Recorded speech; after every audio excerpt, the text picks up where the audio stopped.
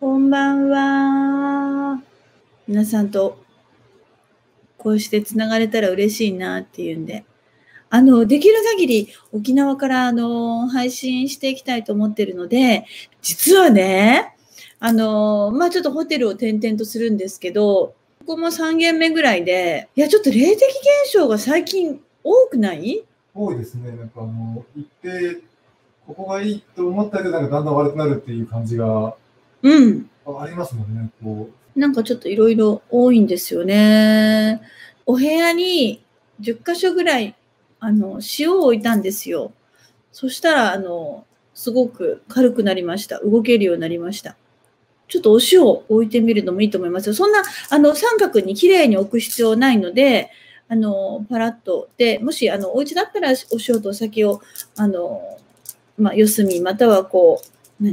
るっとそんな正確じゃなくていいので、そうするといいと思います。やっぱりね、私の言ってることとかって、なかなかやっぱりそのさ、女神のみんなは、こうやって話を一生懸命に聞いてくださるみんなはわかると思うけど、やっぱりさ、自分の何か信念だったり、その自分の考え方みたいなのがあるとさ、なかなかやっぱり入りづらいんですよ。だからね、私はやっぱり地道にこうやって辻説法を続けていきたいなっていうふうに思ってます。電波がもしかして悪いかもしれないので、もう一回入り直しました。もう本当に機械がどんどん壊れていくんですよ。そうですね。エネルギーの変わり時ですね。やっぱりあるものがあるわけじゃないっていうことだと思いますね。夫のご祈願を申し込んだ時も、夫のパソコンが壊れたそうですって、ご主人様、やっぱり、もうね、パワーがバーンってなっちゃうから、壊れちゃうのよね。今年の夏至はどんなでしょうか？前回の満月がものすごくきつくって、きついっていうのはエネルギーがザーッと降りてきてて、その、後の新月、もうすごいパワフルで、多分みんなね、自分の意志とは関係なく、やっぱりこの神の采配、宇宙のパワーで、いらないものを手放すっていうことをさせられていて、手放しと浄化といろんなものが起きている感じがしますね。そうね。めまいね。夏至の影響。ご主人様の方がひどいね。やっぱりさ、揺さぶられてるんだよね。なんかここ1ヶ月ぐらいみんなきつくない？やっぱり私と繋がっている皆さんは、霊感の感度が高いから、やっぱりそういう霊的なもの、スピリチュアルなもの、目に見えないこのエネルギーというものがですね、本当にこの間というのは、きついね。揺さぶられてますね。そうそう、理由がわからないけどっていうのがまさにだと思いますね。鳥肌が立つ。で、そういう皆さんのエネルギーを浄化するためにも沖縄に来ていて、やっぱり沖縄もさ、ちょっと整ってないところがすごく多くて、で、そういうところをやっぱり私回りながらいろんなところを整えてるんですけど、沖縄でもいつも行ってた、カフェがあるんですね。海沿いのね。で、よくストーリーとかで載せてるとこなんですけど、そこから出るときにね、今回ザビさんが、あそこに何かありますっていうわけ。で、そのザビさんが指さした先が、なんかちっちゃいお社みたいなのがあって、鳥居みたいなものがあってね、そこに行きたいって思って、で、もう本当にね、車も1台通るのがやっとっていうところだったんですよ。で、そこをギューって奥の方まで入っていくと、すごい場所があって、沖縄に入ってすぐ、こういう霊的な場所と出会いがあってね、本当に、すごいなって、思いました。で、そこは竜宮神って書かれていて、本当に位の高い竜宮神、だったんですよ。で、その裏手には、火ぬかん火の神様がいて、この時期に行くと良いところはありますかって。本当はね、うちの物体さんにお参りするのが一番いいと思いますけど、こうやって映像を見てもらうのもいいし、自宅に亡くなった人の骨があるとどういう現象があるんでしょうかって。今回はもう高熱だったり、本人が一番困ることが起きるわけよね。で、それでその骨を、ちゃんとお家に帰らせてくれっていう、ちゃんと自分の居場所に入れてっていう、そういうサインを送ってくるんですけど、霊障っていうのは本当に触りとかたたりとか言われるんだけど、何らかのメッセージをやっぱり送ってきてるわけですね。生きながらにしていろんな人からもらう言葉や態度や、感じることっていうのも全部メッセージだし、いろんなことがメッセージだなって思います。旦那さんがワクチン打つ方針だったのが何も言わなくても長期的に見ると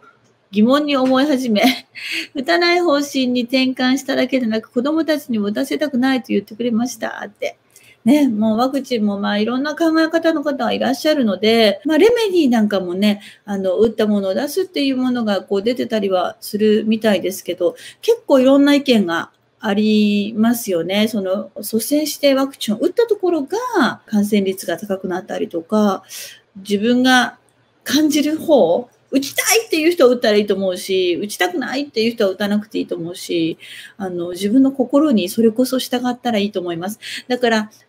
最近私に出会ってくれた方も多いと思うんですけど、長くね、うちでお勉強なさってる皆さんは、やっぱり今こそ、こういう時だからこそ、世の中が不安になっている時だからこそ、私たちは楽しく幸せに生きるっていう、その決意をもう一度固めていきたいなって思ってます。やっぱりこの女神の世界っていうのは、単に私の話を聞いてふんふんっていうだけではなくて、やっぱりこの体験や体感を通して、自分自身の力をね、蘇らせる。で、それをどうやって蘇らせるかというと、やっぱり自分の全てを受け入れるしかないわけ。人間って記憶力と想像力と、あるものを覚えるのが得意なのか、ないものを思い描くのが得意なのかって、これはもう全然違うわけですね。だから、自分自身がお勉強が得意だった、記憶力がものすごくありますっていう人と、記憶力ない、私は想像力っていう人と、陰と陽の図、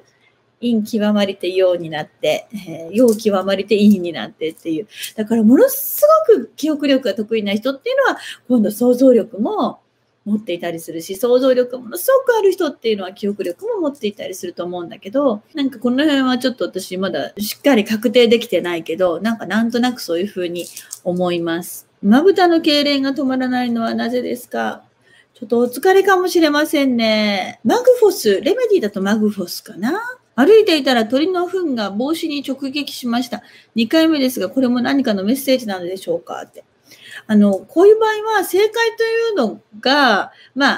あるといえばあるんだけど、それよりもその現象に対して自分の心がどう反応したかっていうところを自分自身で見るといいと思います。ポジティブに捉えられたのか、ネガティブに捉えられたのか、世の中で起こることって全部自分が良くなるためなんだけど、良くなるっていうのはどういうことかっていうと、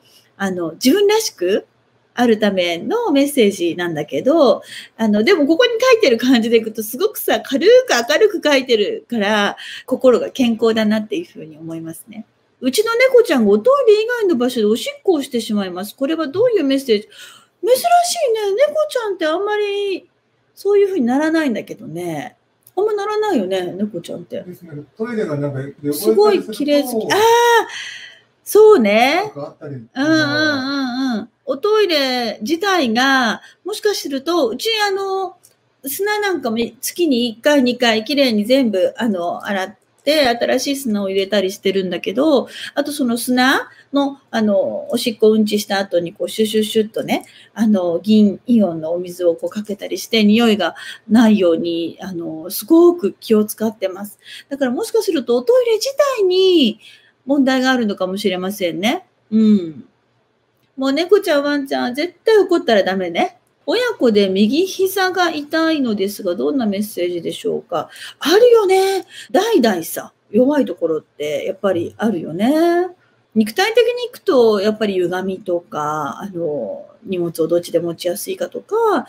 体重をどちらにかけやすいかとか、なんかそういうのがいろいろあると思うんですけど、歯でね、どちらをよく噛んでるかとか、そういうのあると思うんだけど、ちょっと霊的なものもある感じが見えるんですよね。ちょっとさ、お塩でこう揉んでみて、3日ぐらい。お風呂に入った時に、こう、お塩で清めてみてください。清めるって大事ですよ。うん。